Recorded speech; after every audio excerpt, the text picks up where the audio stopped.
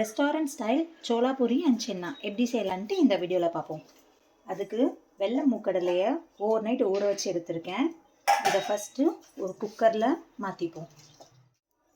இப்போது இதுக்கு தேவையான அளவு உப்பு,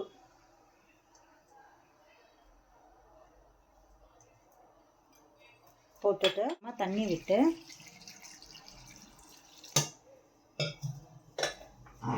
அஞ்சுலேருந்து 6 விசிலுக்கு வச்சு எடுத்துப்போம்.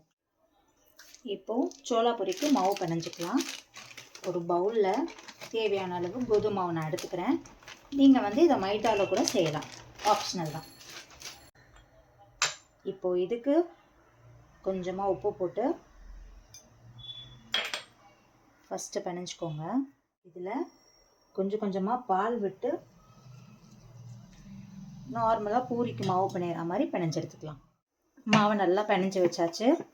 இப்போ இது அப்படியே ஓரமாக இருக்கட்டும். 3 வெங்காயம், 2 தக்காளி, கொஞ்சமாக கருவேப்பிலை, 8 பச்சை மிளகாய், கொஞ்சம் கொத்தமல்லி. இப்போது நம்ம சென்னா செஞ்சிடலாம். மூக்கடலையும் நல்லா வெந்துடுச்சு. இப்போது சென்னா செய்ய ஸ்டார்ட் பண்ணிடலாம். இப்போது ஒரு பேனில் கொஞ்சமாக எண்ணெய் விட்டு,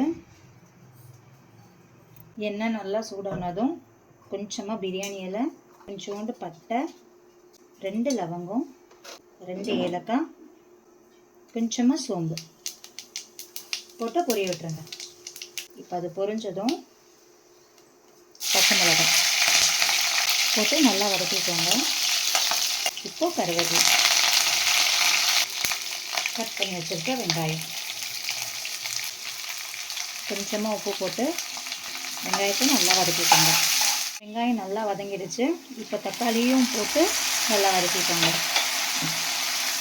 தக்காளி நல்லா வதங்கினதும் கொத்தமல்லியும் போட்டு வதக்கிக்கோங்க. இப்போது சென்னா மசாலா ஆட் பண்ணிக்கலாம். லைட்டாக மிக்ஸ் பண்ணிக்கோங்க. கொஞ்சமாக தண்ணி விட்டு நல்லா மிக்ஸ் பண்ணிக்கோங்க. இப்போது வேக வச்சு எடுத்து மூக்கடலையை ஆட் பண்ணிப்போம். இப்போ இதையும் மிக்ஸ் பண்ணி விட்டுக்கோங்க. தண்ணி எந்த அளவுக்கு இருக்குதுன்னு பாருங்கள். உங்களுக்கு திக்காக வேணும்னா நீங்கள் தண்ணி ஆட் பண்ண வேண்டாம். இல்லை உங்களுக்கு கொஞ்சம் தண்ணியாக வேணும்னா தண்ணி ஆட் பண்ணிக்கோங்க. நல்லா கொதி வந்துடுச்சு. ஒரு 5 to 7 minutes லோ ஃப்ளேமில் இது அப்படியே இருக்கட்டும். அவ்வளோதான், சென்னா மசாலா ரெடி. மாவு இருக்க நல்லா பிணைஞ்சிப்போம்.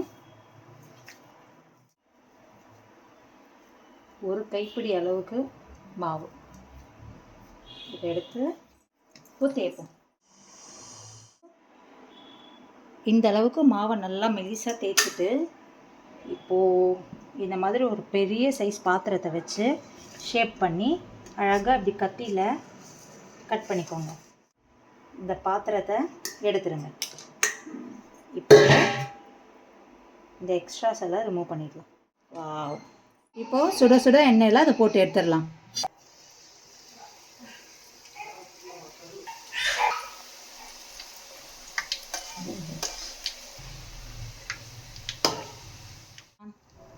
ரெடி ஆகிடுச்சு. இது சுட சுட சர்வ் பண்ணுவோம். ஹோட்டல் ஸ்டைல் சோலாபூரி சென்னா மசாலா ரெடி.